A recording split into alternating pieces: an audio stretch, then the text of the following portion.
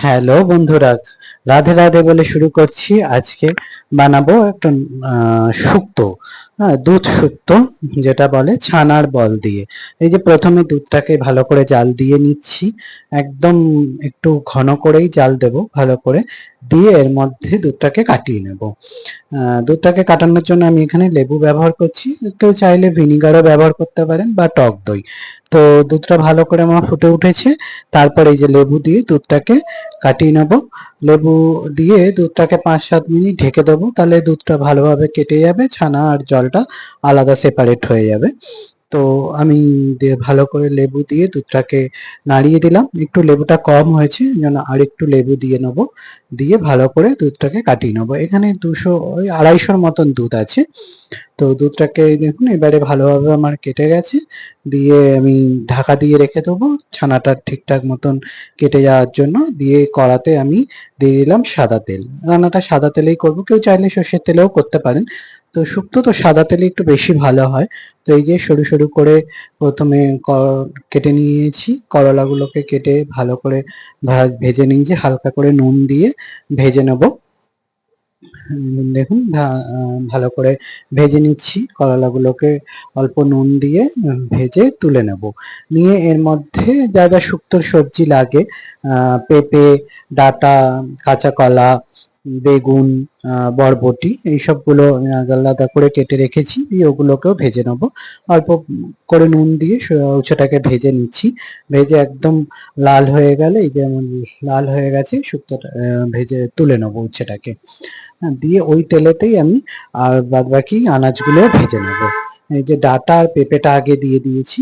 দিয়ে ভালো করে, পেঁপেটা একটু শক্ত হয় তো, পেঁপেটাকে ওই জন্য ভেজে নিচ্ছি। ডাঁটা আর পেঁপেটা ভেজে নিয়ে এর মধ্যে দিয়ে দেবো কাঁচা কলা আর রাঙ আলু কেটে রেখেছি, রাঙ আলু আর কাঁচা কলাটা দিয়ে আবার একটু নুন দিয়ে সবজিগুলোকে ভাজতে হবে। এই শুক্তোতে সবজিগুলোকে একটু ভালো করে ভাজতে হয়, সেটা আমরা সবাই জানি। তো এই যে দেখুন, কাঁচকলা আর রাঙ আলুটাকে ভেজে নিচ্ছি, এরকম লম্বা লম্বা করেই কেটেছি। তো এই যে ভেজে নিয়েছি, আর দিয়ে আরেকটু নুন দিয়ে দিলাম, দিয়ে সব একসঙ্গে ভাজতে থাকবো। ভেজে এবারে এগুলো একটু নরম হয়ে এলে তারপরে দেব বেগুনটা।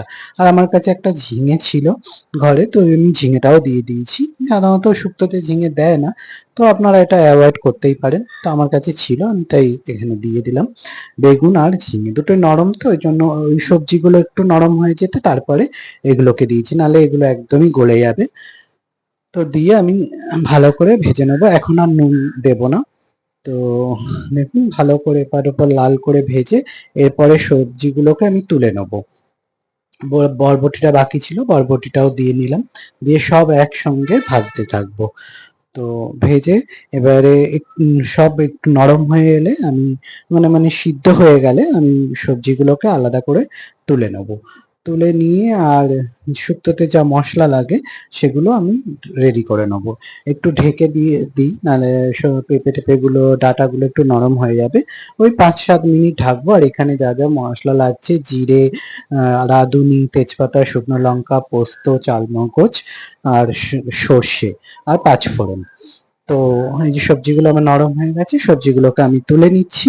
তুলে নিয়ে ও একদম সব সবজিগুলোকে তুলে ওই কড়াতেই আমি তেল দিয়ে তারপরে ফোড়নটা দেব। ফোড়নে আমি ব্যবহার করেছি তেজপাতা, রাঁধুনি আর শুকনো লঙ্কা।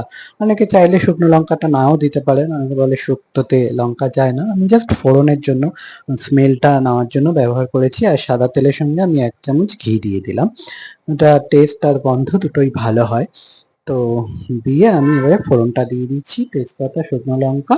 একটা শুকনো লঙ্কাকে আমি টুকরো করে কেটে নিয়েছিলাম। তো আর দিয়ে দিচ্ছি একটু রাঁধুনি ফোড়ন। দিয়ে আমি এর মধ্যে এবারে যে আদা একটু বেটে রেখেছিলাম, আদা বাটাটা দিয়ে একটু জল দিয়ে এটাকে নাড়তে থাকবো।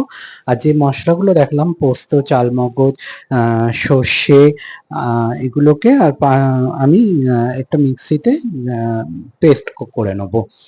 পেস্ট করে ওই পেস্টটাকে আমি এখানে দিয়ে দেবো। দিয়ে নাড়তে থাকবো আর একটু তেল দিয়ে। মোটামুটি আমার আদার স্মেলটা চলে গেছে। তারপরে আমি এই পেস্টটা দিয়ে নেব। দিয়ে এবারে ওটাকে আমি শিলেই বেটে নিয়েছি। আর একটা এলাচ দিয়েছিলাম ওর সঙ্গে, আর একটু পাঁচ ফোড়নটাও বেটে নেব, আর পাঁচফোড়ন কিছুটা ভেজে একটু গুঁড়ো করে নেবো উপর থেকে দেওয়ার জন্য, তাহলে গন্ধটা বেশি ভালো আসে। এই যে পেস্টটা হয়ে গেছে আমি দিয়ে নিলাম, দিয়ে এবারে নাড়তে থাকবো। এর থেকে একটু তেল দিয়ে নাড়বো, যতক্ষণ না মশলার থেকে তেলটা ছেড়ে দিচ্ছে ততক্ষণ আমি নাড়তে থাকবো। দেখুন আমার মোটামুটি মশলা থেকে নাড়া হয়ে গেছে, মশলা যে একটা কাঁচা গন্ধ সেটা চলে গেছে, আর মশলার থেকে তেলটাও বেশ ছেড়েই দিয়েছে, এই যে দেখতেই পাচ্ছেন। দিয়ে এর মধ্যে আমি দিয়ে দিলাম হাফ কাপ দুধ, আর ওর সঙ্গে একটু গরম জল মিশিয়ে দুটো একসঙ্গে করে দিয়ে দিলাম। দিয়ে এবারে এটা গ্যাসের ফ্লেমটা একদম লোতেই রাখতে হবে, কেন বেশি হাই ফ্লেমে রাখলে দুধটা কেটে যেতে পারে। তাই ফুটিয়ে আমি সবজিগুলোকে দিয়ে দিলাম। অনেকে দুধটা পরেও দেয়, সেটাও দেওয়া যেতে পারে, আমি একসঙ্গে দিয়ে নিয়েছিলাম। দিয়ে আমার সবজিগুলো তো আগে থেকেই সিদ্ধই হয়ে গেছিল, তো ওগুলোকে ভালো করে একসঙ্গে মিশিয়ে নেবো। মিশিয়ে নিয়ে আর এদিকে যে ছানাটা আমি কেটে রেখেছিলাম, সেই ছানাটাকে আমি একটু নুন আর চিনি দিয়ে মেখে একটু বড়া করে নেবো, ছানার বড়া আর কি, সেটা করে নেবো। এই যে দেখুন, নুন আর অল্প পরিমাণ মতন চিনি দিয়েছি, দিয়ে এটাকে ছোট ছোট বড়া গুলোকে ভেজে নেবো একদম গ্যাসের ফ্লেম লোতে করে রেখে। আর একটু ওই যে পরিমাণ মতো নুন দিলাম, দিয়ে এটাকে ভালো করে হাত দিয়ে মেখে নেবো। এর মধ্যে একটু ময়দা আর সুজিও দিয়েছিলাম, তাহলে কি বড়াটা ক্রাঞ্চিও হয়, আর ময়দার জন্য বড়াটা টাইটও হয়, ভেঙে ভেঙে যায় না। তো তেল গরম হয়ে যেতে আমি এবারে বড়াগুলো ভাজবো।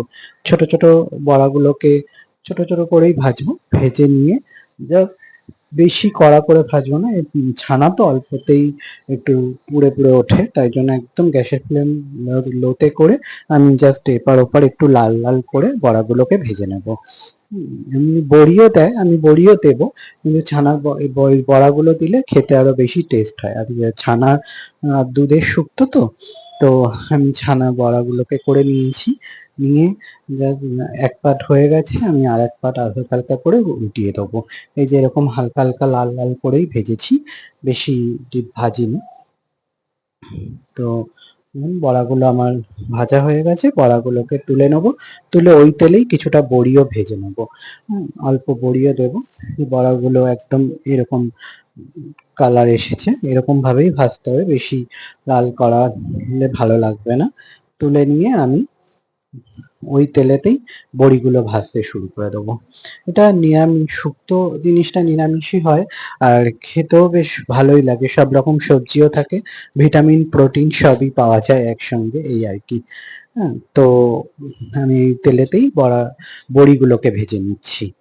ভেজে নিয়ে এই যে আমি ওর মধ্যেই দিয়ে দিয়েছি বড়ি, বড়া, আর এবং কিছুটা ছানা এমনি ছিল সেটাকে ছড়িয়ে দিয়েছি, একটু পরিমাণ মতো নুন মিষ্টিটাও দিয়ে নিলাম।